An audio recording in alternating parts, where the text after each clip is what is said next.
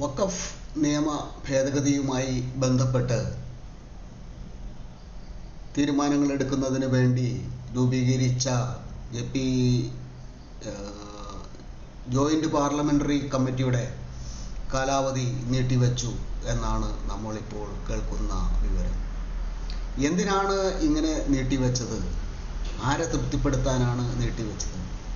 ഒരു വിഭാഗം ആളുകൾ പറയുന്നു, അല്ലെങ്കിൽ അവരുടെ ആ ഭരണ കക്ഷിയിൽപ്പെട്ട ആളുകൾ പറയുന്നു, ഇത് യാതൊരു തരത്തിലുമുള്ള സംഘർഷങ്ങളും നാട്ടിൽ നടക്കാതിരിക്കാൻ വേണ്ടി ആണ് ഇത് ചെയ്യുന്നത്. അപ്പോൾ ആർട്ടിക്കിൾ 370 നിർത്തലാക്കിയപ്പോൾ ഇവിടെ അങ്ങനെയൊന്നും ഉണ്ടായില്ലല്ലോ. ആർട്ടിക്കിൾ 370 മുത്തലാഖ് നിയമം നിർത്തലാക്കുന്നതിന് അങ്ങനെയൊന്നും ഇവിടെ ഉണ്ടായില്ലല്ലോ. ഒരു JPSCയും കൂടിയില്ല. പിന്നെ എന്തിനാണ് ഈ ഒരു കാര്യത്തിൽ മാത്രം JPC കൂടുന്നതും? ഭൂരിപക്ഷമില്ലായ്മയായിരിക്കാം, അല്ലെങ്കിൽ അവരുടെ ഭരണകക്ഷിയിൽപ്പെട്ട സംയുക്തമായിട്ടുള്ള ഭരണകൂടമാണല്ലോ.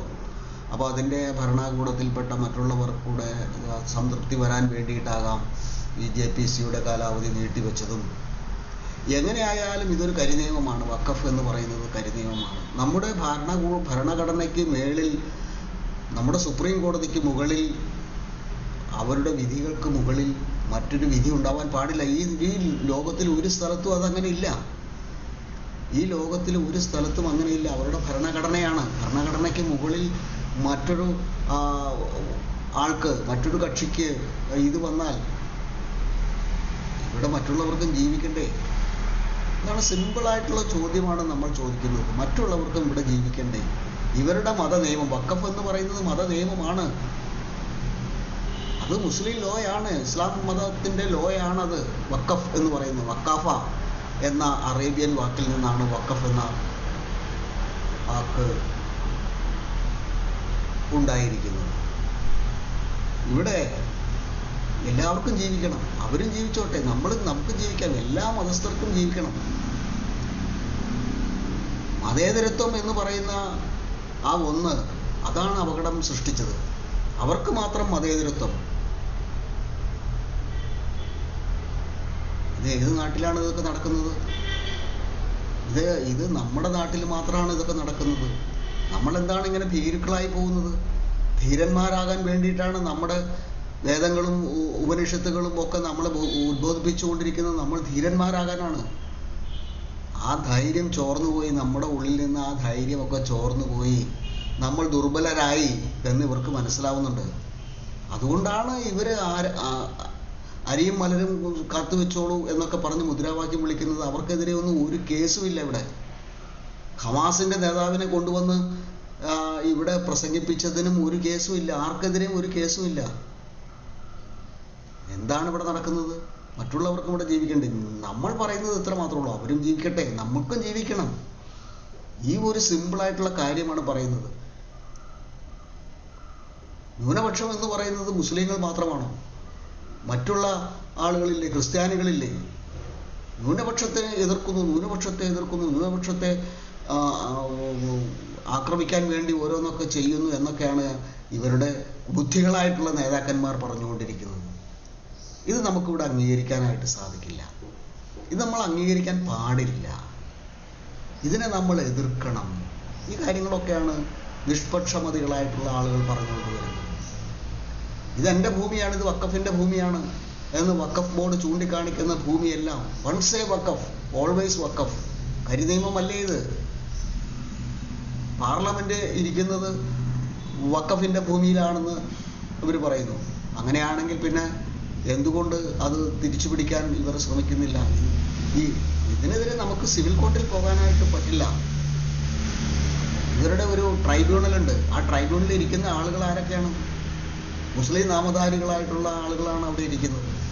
അവരുടെ മുന്നിലേക്കാണ് നമ്മൾ ചെല്ലുന്നത്. ഇത് നമ്മളുടെ ഭൂമി നമ്മളുടേതാണെന്ന് സ്ഥാപിക്കാൻ വല്ലവൻ്റെ മുന്നിൽ പോയി നടു കുനിച്ച് നിൽക്കുന്ന ഒരവസ്ഥ, നാണം കെട്ട ഒരവസ്ഥ തന്നെയാണത്. അത് പാടില്ല. നമ്മൾ ധീരന്മാരാണ്.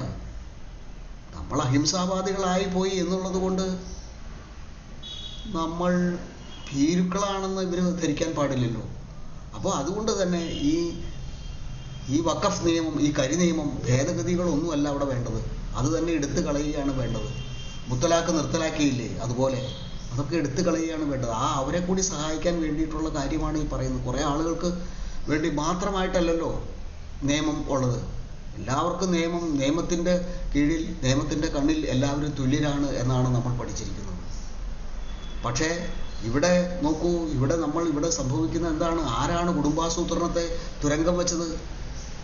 ആരാണ് ഇവിടുത്തെ കുടുംബാസൂത്രണത്തെ തുരങ്കം വെച്ചത്? കോൺഗ്രസ് പാർട്ടി തന്നെയാണ്. ഒരു തർക്കമില്ലാത്ത കാര്യമാണ്. നെഹ്റുവിൻ്റെ 1954 മുതൽ തുടങ്ങിയതാണ് ഈ കോൺഗ്രസ്സുകാർ നമ്മളെ ചവിട്ടി മതിക്കാനായിട്ട്. അവർ നമ്മുടെ മുന്നിൽ വന്നിട്ട് പറയും നമ്മുടെ ആൾക്കാരാണെന്ന് പറയുകയും, അപ്പുറത്ത് പോയിട്ട് തീവ്രവാദികൾക്ക് വേണ്ടിയിട്ട്, കാട്ടറബികൾക്ക് വേണ്ടിയിട്ട് അവർ ഓരോ കാര്യങ്ങൾ ചെയ്തു കൂട്ടുകയും ചെയ്യും. ഇതാണ് ഇവിടെ സംഭവിക്കുന്നത്. മുസ്ലിം ലീഗ് എന്ന് പറയുന്നത് ഒരു മതേതര പാർട്ടിയല്ല. അത് മതത്തിൻ്റെ പേരിലുള്ള ഒരു പാർട്ടിയല്ലേ മുസ്ലിം ലീഗ് എന്ന് പറയുന്നത്. പിന്നെ അതെങ്ങനെ മതേതര പാർട്ടിയാവുന്നത്? പിന്നെ ഇവരെങ്ങനെയാണ് മതേതരത്വത്തിൻ്റെ ആൾക്കാരാവുന്നത്? ഒരിക്കലുമല്ല. ഈ UDF എന്ന് പറയുന്ന സംവിധാനത്തിന്, അല്ലെങ്കിൽ UPA എന്ന് പറയുന്ന ആ സംവിധാനത്തിന് ഒരിക്കലും അങ്ങനെ ആകാനായിട്ട് കഴിയില്ല. കാരണം മുസ്ലിം ലീഗ് അവരുടെ കൂടെ ഉണ്ട്. അപ്പോൾ അവർ മതേതരത്വത്തിൻ്റെ ആൾക്കാരല്ല, അവർ പക്ഷപാതികളാണ്. ഇക്കാര്യങ്ങളൊക്കെ മനസ്സിലാക്കിക്കൊണ്ട് ആണ് നമ്മുടെ ഭരണാധികാരികൾ ഇരിക്കുന്നത്. പക്ഷേ എന്നിട്ട് എന്തുകൊണ്ട് വീണ്ടും JPCയുടെ കാലാവധി നീട്ടിക്കൊടുത്തു എന്നുള്ളതാണ് ചോദ്യം. പരമപ്രധാനമായിട്ടുള്ള ചോദ്യം അത് തന്നെയാണ്. അതിൻ്റെ ഒന്നും ഒരു ആവശ്യമില്ല. ഇവിടുത്തെ ആളുകൾക്ക് ജീവിക്കണ്ടേ? മുമ്പത്തെ 610 ആൾക്കാർ ഇപ്പോഴും അവിടെ അവർ സമരം നടത്തിക്കൊണ്ടിരിക്കുകയാണ്. നമ്മുടെ മുഖ്യമന്ത്രി സമരം നിർത്തലാക്കണമെന്ന് പറഞ്ഞിട്ട് പോലും അവർ അവിടെ ഈ 54A വഖഫിൻ്റെ 54Aയും മറ്റുള്ള നിയമങ്ങളൊക്കെ വെച്ച അത് സിംബോളിക്കായിട്ട് ഒരു പ്രതിരൂപമൊക്കെ ഉണ്ടാക്കിക്കൊണ്ടുവന്ന് അവരത് കടലിൽ താഴ്ത്തി, അറബിക്കടലിൽ താഴ്ത്തി. കരിനിയമങ്ങൾ അറബിക്കടലിൽ വലിച്ചെറിയണം എന്നുള്ള മുദ്രാവാക്യം നമ്മൾ എന്താണ് മറന്നു പോകുന്നത്? പണ്ട് നമ്മൾ ഒരുപാട് മുദ്രാവാക്യങ്ങൾ വിളിച്ചിട്ടുള്ളതല്ലേ? കരിനിയമങ്ങൾ അറബിക്കടലിൽ താഴ്ത്തണം എന്നൊക്കെ പറഞ്ഞ്, അറബിക്കടലിൽ വലിച്ചെറിയണം എന്നൊക്കെ പറഞ്ഞ്. പക്ഷേ ഇപ്പോൾ നമ്മൾ ഭരണത്തിലേറി കഴിഞ്ഞപ്പോൾ നമ്മളും അത് തന്നെയാണ് പിന്തുടരുന്നത്. അധികാരം എപ്പോഴും മനുഷ്യനെ ദുഷിപ്പിക്കും, പരമാധികാരം പരമമായിട്ട് ദുഷിപ്പിക്കും എന്നൊരു വാക്യമുണ്ട്. നമ്മളത് ഇവിടെ ഓർക്കേണ്ടതാണ്. അതായത് ഭ്രമയുഗം എന്ന് പറയുന്ന സിനിമ, ഈ ചാനൽ സിനിമയെ സംബന്ധിച്ചുള്ള ഒരു ചാനലായിരുന്നു എങ്കിൽ പോലും ഇപ്പോൾ ഇതിനകത്ത് ചില പ്രത്യേക സാഹചര്യങ്ങളിൽ നമുക്ക് രാഷ്ട്രീയവും കൂടി പറയേണ്ടതായിട്ട് വരുന്നുണ്ട്. അതുകൊണ്ടാണ് ഇത്തരം കാര്യങ്ങൾ ഇവിടെ ആവർത്തിച്ച് പറഞ്ഞുകൊണ്ടിരിക്കുന്നത്. നിങ്ങൾ രാഷ്ട്രീയത്തിൽ ഇടപെട്ടില്ലെങ്കിൽ രാഷ്ട്രീയം നിങ്ങളുടെ ജീവിതത്തിൽ കയറി ഇടപെടും എന്ന് പറഞ്ഞതുപോലെ. അപ്പോൾ ഭ്രമയുഗം എന്ന് പറയുന്ന സിനിമയിൽ അടിയാളനായിരുന്ന ആ ആൾ, അർജുന അശോകൻ അവതരിപ്പിക്കുന്ന ആൾ, അധികാരത്തിൻ്റെ മോതിരം കിട്ടിയതോടുകൂടി അയാളും അധികാരിയായി മാറി. അപ്പോൾ അയാൾ പിന്തുടർന്ന് വന്ന അയാൾ കണ്ട അധികാരി ആരാണ്? ചവിട്ടി മതിക്കുന്ന ആളെയാണ് കണ്ടത്, ആ പോറ്റിയെയാണ് കണ്ടത്, എല്ലാത്തിനെയും അടിച്ചമർത്തുന്ന പോറ്റിയാണ് കണ്ടത്. അപ്പോൾ ഇയാൾക്ക് അധികാരം കിട്ടിക്കഴിഞ്ഞപ്പോൾ ഇയാളും എന്തായി മാറി? ഇയാളും അടിച്ചമർത്തലിൻ്റെ ആളായി മാറി. അപ്പോൾ ഇവിടെ കമ്മ്യൂണിസ്റ്റ് പ്രസ്ഥാനങ്ങളുടെ കയ്യിൽ അധികാരമുണ്ടായിരുന്നില്ല. അവർ ബാലറ്റ് പേപ്പറിലൂടെ അധികാരത്തിൽ വന്നു. അധികാരത്തിൽ വന്ന അന്ന് മുതൽ തുടങ്ങിയതാണ് ഇവരുടെ അപജയം, ഈ കമ്മ്യൂണിസ്റ്റ് പാർട്ടിയുടെ അപജയം. നമ്മുടെ നാടിന് ഒരിക്കലും യോജിച്ച ഒന്നല്ല കമ്മ്യൂണിസ്റ്റ് സിദ്ധാന്തങ്ങൾ എന്നുള്ള കാര്യം പിന്നീടാണ്, വർഷങ്ങൾക്ക് ശേഷമാണ് നമ്മളൊക്കെ മനസ്സിലാക്കുന്നത്. നമ്മൾ വിചാരിച്ചു ഇതെല്ലാം സ്ഥിതി സമത്വത്തിൻ്റെതായിട്ടുള്ള ഒരു സിദ്ധാന്തമാണ്, എല്ലാവർക്കും സമത്വം കിട്ടും. ആർക്കും ഇവിടെ സമത്വം കിട്ടാൻ പോകുന്നില്ല. ഇവിടെ സമത്വം കിട്ടണമെങ്കിൽ ജനാധിപത്യത്തിലൂടെ മാത്രമേ അത് സാധിക്കുകയുള്ളൂ. ഇപ്പോൾ ജനാധിപത്യത്തിൻ്റെ പോരായ്മകളെയൊക്കെ മറികടന്നുകൊണ്ട് നമുക്ക് മുന്നോട്ട് പോകേണ്ടതായിട്ടുണ്ട്. അതിനുള്ള നിയമനിർമ്മാണങ്ങളൊക്കെയാണ് നടക്കേണ്ടത്. അപ്പോൾ അതിൻ്റെ ഇടയിലാണ് ജനാധിപത്യ വിരുദ്ധമായ വഖഫ് നിയമങ്ങൾ ഇവിടെ കൊണ്ടുവന്ന് ആളുകളുടെ മേൽ അടിച്ചേൽപ്പിക്കുന്നത്. വൺസ് എ വഖഫ് ഓൾവേസ് വഖഫ് എന്ന് പറയുന്നത് കരിനിയമം തന്നെയല്ലേ? തീർച്ചയായിട്ടും അത് കരിനിയമമാണ്. അത് ഇല്ലാതാവണം. അതിന് JPCയുടെ കാലാവധി നീട്ടിക്കൊടുത്തതുകൊണ്ടൊന്നും ഒരു കാര്യമില്ല. അത് എത്രയും പെട്ടെന്ന് തന്നെ അത് നടപ്പാക്കേണ്ടതാണ്. ഈ കരിനിയമം ഇല്ലാതാക്കണം. ഇവിടെ ജനങ്ങൾക്ക് ജീവിക്കണം. ജനിച്ചു പോയതുകൊണ്ട് ഈ മണ്ണിൽ ഇതെൻ്റെ മണ്ണാണ്, എൻ്റെ മണ്ണിൽ എനിക്ക് ജീവിക്കണം, മരിക്കുന്നിടം വരെ എനിക്ക് ജീവിക്കണം എന്നാണ് മുനമ്പത്തെ ആളുകൾ പറയുന്നത്. ഒരു അമ്മച്ചി പറയുന്നത് കേട്ടു, എൻ്റെ അപ്പൂപ്പന്മാരായിട്ട് ഉണ്ടായ ഭൂമിയാണ് ഇത്, ഇവിടെയാണ് അവർ മരിച്ചു വീണതും ഇവിടെയാണ് അവരെ അടക്കം ചെയ്തിരിക്കുന്നതും എനിക്കും അവിടെ തന്നെ അടക്കം ചെയ്യപ്പെടണം. അതല്ലാതെ കാസർഗോഡ് തരാം, ഭൂമി തരാം എന്നൊക്കെ പറഞ്ഞ് അതൊക്കെ അതിൻ്റെയൊക്കെ പേര് വേറെയാണ് പറയേണ്ടത്. കാസർഗോഡ് ഭൂമി തരാം, നിങ്ങൾ അങ്ങോട്ട് പൊക്കോ എന്നൊക്കെ പറയാൻ ഇവരെന്താ കുടിയാന്മാരാണോ? നിങ്ങളുടെ കുടിയാന്മാരാണോ ഇവരൊക്കെ? അങ്ങനെയൊക്കെ ധരിക്കരുത്. അങ്ങനെയൊക്കെ ധരിക്കുന്നത് വളരെ മോശമാണ്. ഒരുത്തിൻ്റെയും കുടിയാനുമല്ല, ഒരുത്തിൻ്റെ അടിമയുമല്ല.